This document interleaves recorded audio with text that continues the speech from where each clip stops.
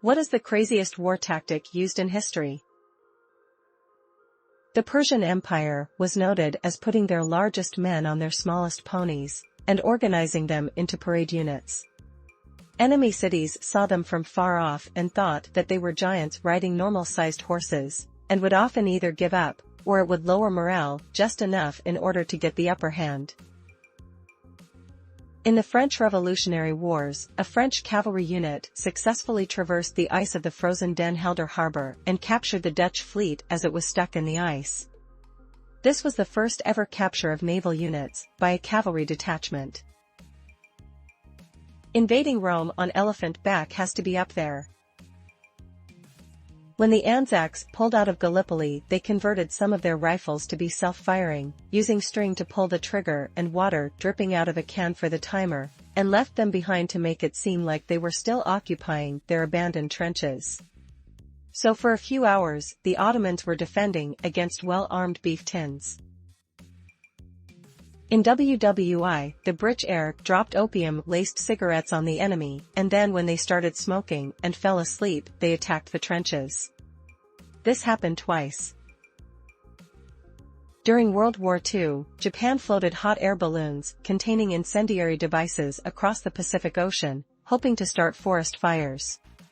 No fires were started, but one did explode and kill a few civilians. The media was not allowed to report on it, which eventually led to Japan abandoning the tactic, because they were hoping to hear results on the US news. Not exactly a crazy tactic, but Alexander the Great wanted to attack the island city of Tyre in modern-day Lebanon. It was a half-mile off the coast. Key word was. They built a bridge of rock, to get close enough to for archers etc. Eventually turned it into a peninsula. 2,400 years later, it's still a peninsula. Releasing hundreds of cats onto the battlefield to distract the Egyptian army. Iraq versus Iran war. Saddam electrified a swamp full of Iranian troops. Then took all the bodies and built a road across the swamp and used it to attack. Canadians made spam a war crime. In WW1, Allies would throw spam to nearby German trenches.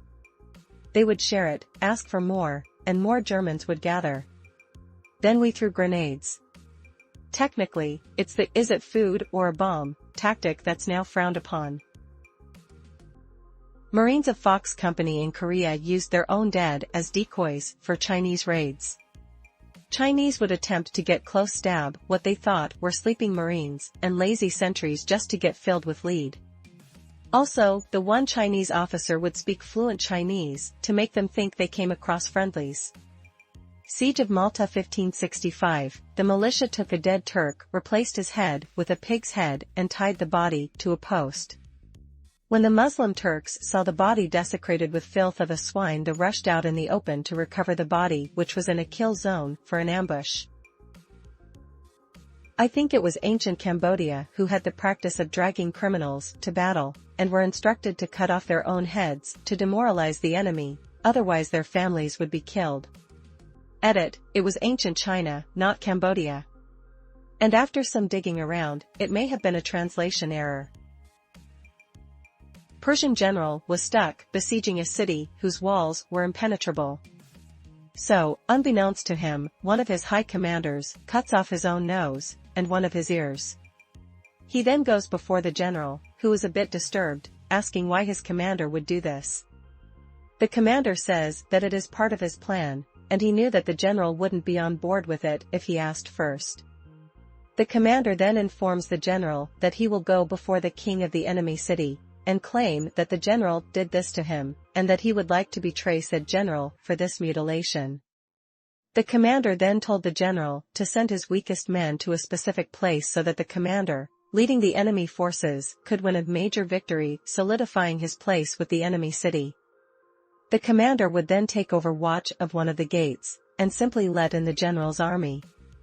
Save for a few hiccups, it worked and the city was destroyed. Source: The Histories, by Herodotus. U.S. recruiting Navajo radio men so that their radio signals would be hard to decode. They were instrumental in maintaining uninterrupted communications in Iwo Jima and Okinawa. Kamikaze pilots has to be up there. I vaguely remember a siege where a Chinese city refused to surrender to Genghis Khan, so he asked for a tribute of thousands of pigeons, rats, and cats as a token of respect in exchange for his departure. The city rounded up the various animals and delivered them, and he had his men tie wicks to all the animals and set them aflame before releasing them. The animals all fled back to their homes, setting the city on fire. Inflatable tanks, trucks, and fake paratroopers to make the Axis think D-Day was going to happen somewhere else. I don't know if it was just a story, but I heard about this Chinese lord who left the gates to his city open and unmanned before a superior army stormed them. They didn't end up attacking because they thought it was a trap. In Vietnam, the Americans used haunted noises to scare the ops. Genius.